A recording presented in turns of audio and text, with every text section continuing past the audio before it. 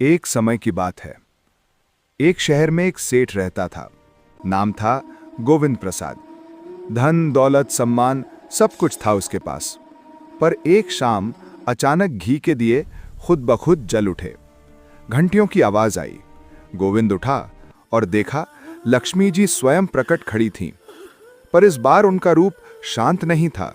चेहरा नाराज, आंखों में आंसुओं की चमक और स्वर कठोर। लक्ष्मी जी बोली, गोविंद, मैं इस घर से जा रही हूं। अब मेरी जगह दरिद्रता अर्थात हानि आ रही है।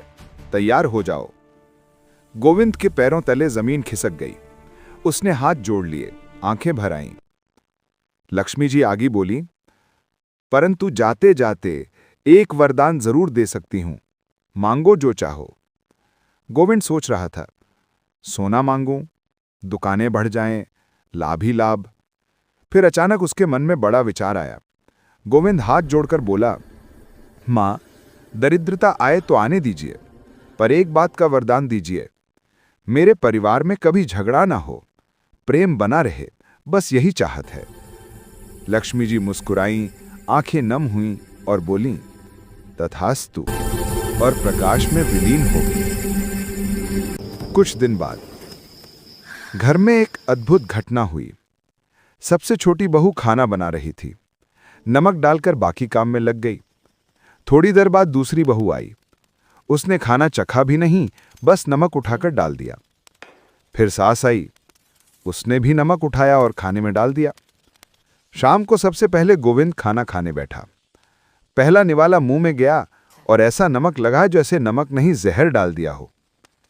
सेठ जी शांत रहे, चेहरे पर गुस्से के भाव भी नहीं आने दिए। उन्होंने सोचा, अच्छा, तो दरिद्रता आ गई है। उन्होंने शांति से चुपचाप खाना खा लिया। फिर सेठ का सबसे बड़ा बेटा आया। उसने पहला निवाला लिया और बोला, पिताजी ने खाना खाया? मां ने कहा, हां, खा लिया। बेटे ने कहा, कुछ बोले? मां ने कहा, नहीं। तो बेटे ने भी सोचा, जब पिताजी नहीं बोले तो मैं क्यों बोलूं, और चुपचाप खाना खाकर चला गया। फिर छोटा बेटा आया। पिता और भाई के बारे में पूछा और खाना खाकर चला गया।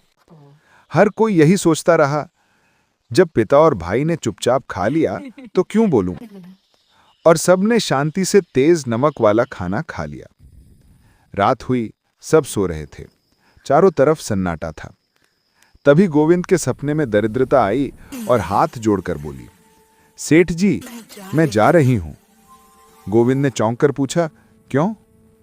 दरिद्रता बोली, आप लोगों ने पूरा 1 किलो नमक खा लिया, फिर भी आपस में झगड़ा नहीं किया, तो मेरा आपके घर क्या काम?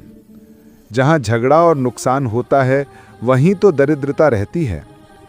जहां प्रेम है वहां दरिद्रता का कोई काम नहीं। और वो हवा में गायब हो गई।